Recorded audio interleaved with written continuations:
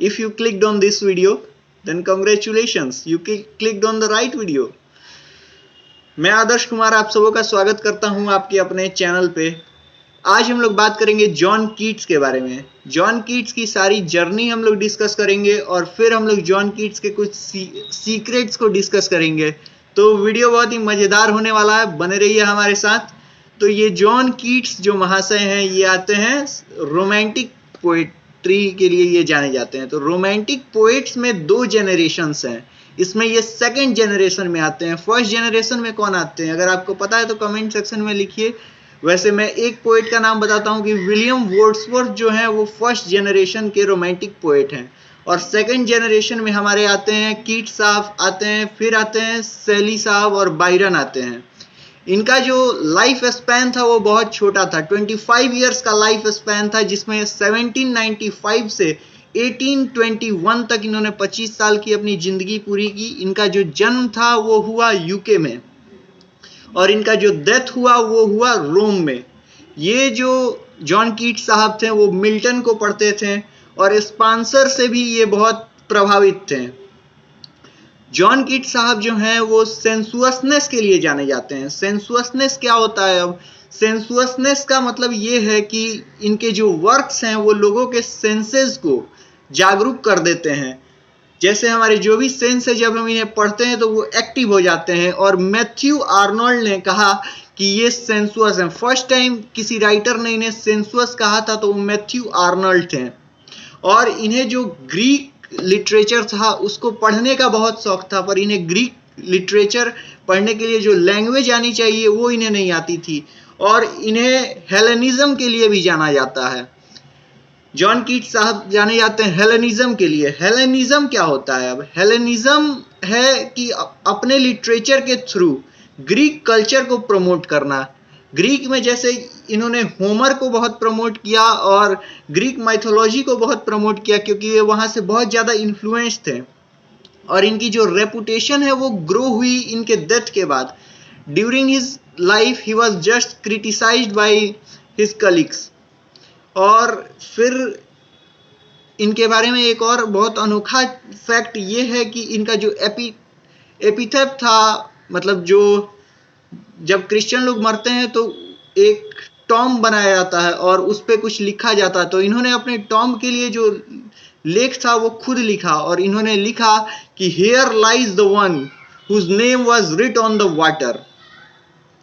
और इनकी बहुत सारी क्रिटिसिज्म भी हुई। उसमें से एक क्रिटिसिज्म को हम लोग देखते हैं कि इनके ग्रुप को और इन्हें कोकने स्कूल कहा गया, जो कि बेइज्जती भरा शब्द था।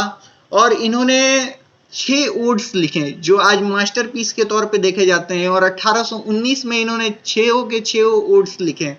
इनका राइटिंग करियर जो है वो 1816 से शुरू होता है, जब ये 20 इयर्स के थे और फर्स्ट टाइम इन्होंने राइटिंग शुरू की। इनका जो फर्स्ट टेक्स्ट था जो पब्लिश हुआ वो था कि फर्स्ट लुकिंग इनटू चैपमैन्स होमर।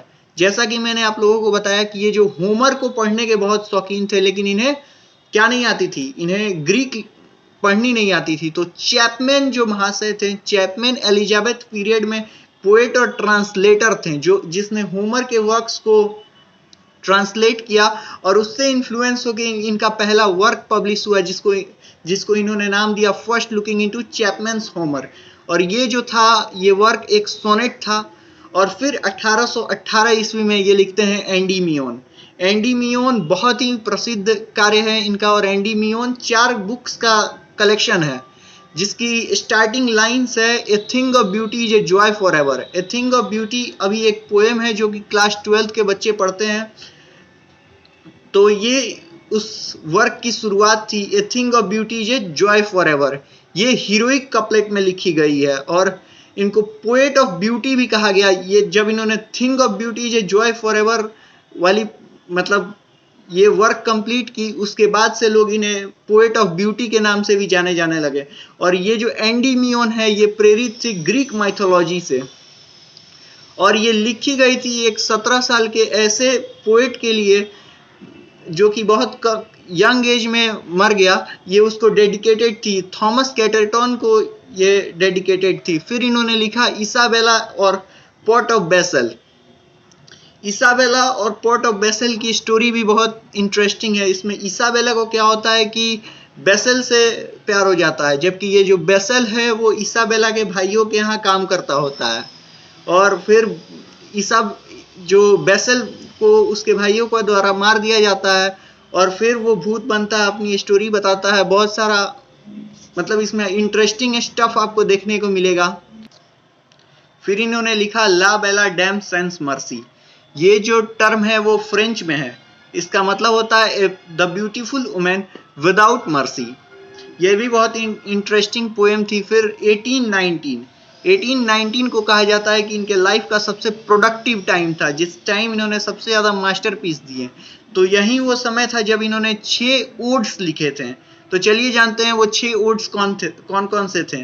तो पहला ओड आता है ओड ऑन ग्रेसियन अर्न, फिर आता है ओड ऑन इंडोलेंस, फिर आता है ओड ऑन मेलंकोली। आप जानते हैं मेलंकोली क्या होता है? अगर आपको पता है तो आप कमेंट सेक्शन में लिखिए। तब तक मैं एक डेफिनेशन देता हूं कि मेलंकोली को कहा गया है कि the art of being happy in sadness. तो अगर आप कोई और डेफिनेशन लिखना चाहते हैं तो आप कमेंट सेक्शन में नीचे लिखते हैं। फिर है कि ओड टू ए नाइटेंगल इन्होंने लिखा, ओड टू साइकी लिखा और टू ऑटम। ये 6 जो इनके ओड्स हैं वो बहुत फेमस हैं। फिर इन्होंने 1819 में लामिया लिखा। लामिया के बारे में अगर आप कुछ जानते हैं तो आप उसको नीचे लिख सकते हैं, क्योंकि ये लामिया था जिसने एक अमेरिकन राइटर को इन्फ्लुएंस किया और उस राइटर का नाम था एलन पो, जो इस वर्क से बहुत ज़्यादा इन्फ्लुएंस हुए हैं। और फिर आता है 1820 में हाइपेरियन इन्होंने लिखा, जो कि एक एपिक पोएम थी जो कि अधूरी रह गई थी। फिर उन्होंने लिखा the fall of Hyperion. The fall of Hyperion था, ये भी अनफिनिश्ड वर्क था जिसको इनके डेथ के बाद पब्लिश करवाया गया था। फिर जॉन कीट्स को जो शैली थे उन्होंने कहा कि ये ग्रीक है, ये आदमी जो है ये ग्रीक है। क्यों? क्योंकि इनका एफेक्शन ग्रीक की तरफ था। तो ऐसा कहा जाता है कि स्पेंसर का एक वर्क है फेरी क्वीन, उसको पढ़ने के बाद कीट्स के अंदर का इंटेलेक्चुअल बाहर आया। एक और इनके बारे में बहुत अच्छी फैक्ट है कि टू द नाइल जो पोएम है उसको सिर्फ 15 मिनट में कंपोज किया था इन्होंने। और कुछ लोग कहते हैं कि ट्यूबरक्लोसिस एक डिजीज है, पर कुछ लोग मानते हैं कि ट्यूबरक्लोसिस वाज अ फैमिली कर्स। वो इनके पूरे फैमिली को ये कर्स मिला था कि ये लोग ट्यूबरक्लोसिस से ही इनकी डेथ होगी। और जब ये मर रहे थे तो इन्होंने कहा कि जो टॉम्ब स्टोन है उस पे इनका नाम नहीं लिखा जाएगा। तो कैसा लगा आपको ये वीडियो? कमेंट सेक्शन में बताइए। धन्यवाद।